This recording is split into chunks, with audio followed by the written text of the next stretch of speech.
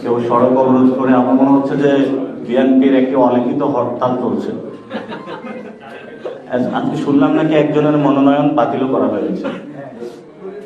So ওই আমাদের হলো অ্যাক্সিডেন্টালি যদি কোথাও আগুন লাগে সেটার জন্য হলো আমরা ফায়ার সার্ভিস রাখি আর স্টেশনগুলো, যাতে হলো দ্রুত গতিতে চলে। বিএনপি 200 কয়টা 67টা কয়টা আসনে আগুন জ্বালায় দিয়েছে। আসলে এতগুলা ফায়ার স্টেশন তো বাংলাদেশে নাই। খুব এটা দেশের কি হয় এটা আমরা বুঝি না। তো এটা এই জন্য আমরা আমাদেরকে বারবার বলেছিলাম যে রিফর্মের যে টিকিট আছে এটা যদি বিএনপিকে দেওয়া যেত তাহলে এই ধরনের পরিস্থিতি তাদের পড়তে হইতো না। এবং আমরা খুবই হতাশ হয়েছি, তাদের প্রার্থী তালিকায় এমন এমন লোক রেখেছে যারা বলছে যে জুলাই সনদের প্রয়োজন নাই। উনি আবারই নামের আগে যোগ করেছে মেজর মুক্তিযুদ্ধ নাকি ছিলেন। উনি আসলে মুক্তিযুদ্ধ করেছেন, কিন্তু মুক্তিযুদ্ধের যে সাম্য মানবিক মর্যাদা এবং ন্যায় বিচার এটা মনে মগজে ধারণ করতে পারেন নাই। এর মধ্যে আমরা আরো দেখতে পাইলাম কি কিছু ব্যবসায়ী গিয়েছেন, সেখানে টাকা দিয়ে তারা হলো অলরেডি মহড়া শুরু করেছেন। তো এটা তো আসলে এবার মনে হয় নির্বাচন কমিশনের যে আরপিও, সে আরপিওতে বলা হয়েছে প্রতি ভোটার হলো 10 টাকা করে খরচের, কিন্তু হলো এরা আগেই ইলেকশনের আগে হলো 100 টাকা খরচ করে দিচ্ছে। ইলেকশনের দিন মনে হয় 25 লাখ টাকা খরচ করবে, যেটা হলো ম্যাক্সিমাম জায়গাটা।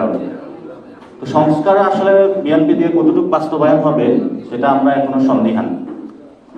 আর ইউনূস সরকার অথবা বর্তমানে যে সংস্কার কমিশন একটি ভালো কাজ করেছে, যে প্রতীক বিক্রির যে দোকানগুলো খুলেছিল বাংলাদেশে বড় বড়, এগুলো হলো বন্ধ করে দিয়েছে। আমরা এটা বলতে পারি যে প্রতীক বিক্রির দিন শেষ, আবু সাঈদের বাংলাদেশ। আবু সাঈদের বাংলাদেশে আর কেউ প্রতীক বিক্রি বাংলাদেশে করতে পারবে না। তো আমি মূল আলোচনাটা চলে যাচ্ছি, যেটা আজকের শিরোনাম ছিল মুক্তিযুদ্ধে বাংলাদেশের রাষ্ট্র গঠনের ব্যর্থতার অনিবার্য পরিণতি নভেম্বর 1975।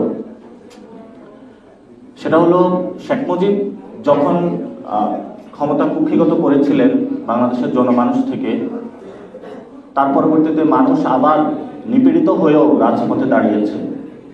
ওই সময় একটি সেনা অভ্যুত্থান হয়েছিল, যেই সেনা অভ্যুত্থানের মধ্য দিয়ে বাংলাদেশের ক্ষমতা দখলের একটি প্রচেষ্টা চালানো হয়েছিল। ভাগ্যক্রমে জিয়াউর রহমান একজন লাকি ম্যান ছিলেন, ক্ষমতা না চাইতে হলো পেয়ে গেছেন, এবং ওনার কিছু ক্যারিসমেটিক জায়গা ছিল, সেই জায়গা থেকে উনি অর্থনৈতিক কিছু স্বনির্ভরতার জায়গায় বাংলাদেশকে নিয়ে গিয়েছেন। কিন্তু পলিটিক্যাল জায়গায় জিয়াউর রহমান পুরোপুরি ব্যর্থ ছিলেন।